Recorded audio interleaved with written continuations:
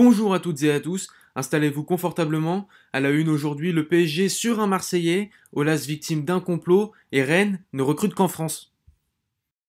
Un Marseillais à Paris, c'est la piste étonnante de Leonardo. Cherchant un remplaçant à Thiago Silva, le directeur sportif brésilien pourrait recruter en Ligue 1.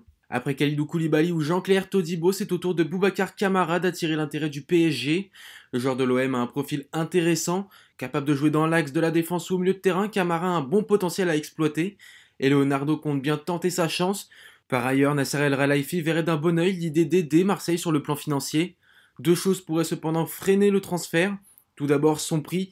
Comme annoncé plus tôt dans la semaine, Zubizarreta veut en tirer 90 millions d'euros minimum. Une somme bien trop élevée compte tenu du mercato que prévoit le club de la capitale.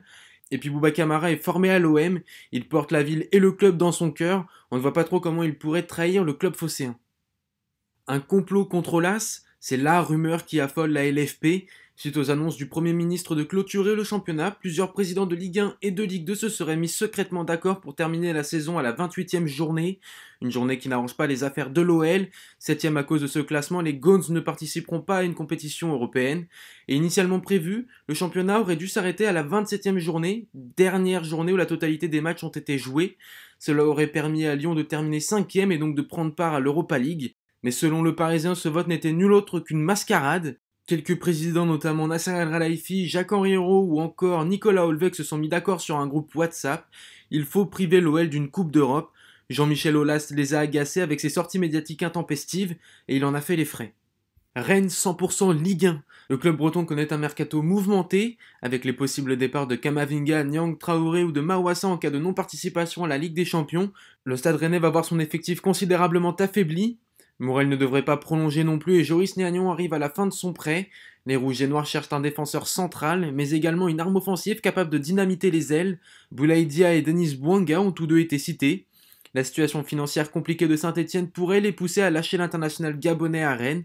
Le Strasbourgeois Adrien Thomasson est aussi sur la liste. Souvent associé à l'OM, il serait aussi pisté par les Bretons pour renforcer l'entrejeu. Vous l'aurez compris, le Stade Rennais prépare un gros mercato cette saison, et Made in Ligue 1 qui plus est. Le torchon brûle pour Stéphane Ruffier. Le portier stéphanois sous contrat jusqu'en 2021 pourrait bien vivre ses derniers instants chez les Verts. Depuis l'arrivée de Claude Puel sur le banc de Saint-Etienne, le gardien de 33 ans a peu à peu perdu sa place de titulaire, pourtant indiscutable il y a de ça un an. Le technicien français ouvre d'ailleurs la porte à un départ. Stéphane possède encore un an de contrat et je respecterai sa décision. Nous étudierons s'il le souhaite toute possibilité qui se présentera. Une page qui va donc peut-être se tourner pour Stéphane Ruffier, lui qui évolue à la SSE depuis 2011. Et on termine ce journal avec Paul-Georges Ntep qui a trouvé un nouveau club. Sans contrat depuis début février, l'ex-joueur de Wolfsburg attendait un nouveau défi. Et c'est Guingamp qui a tapé dans l'œil de l'international camerounais. L'ailier de 27 ans et le club ont officialisé la signature via les réseaux sociaux. Une occasion pour l'ancien du Stade Rennais de rebondir après des expériences ratées en Allemagne et en Turquie. C'est tout pour aujourd'hui. Je vous donne rendez-vous demain sur la chaîne. À bientôt sur Foot 01.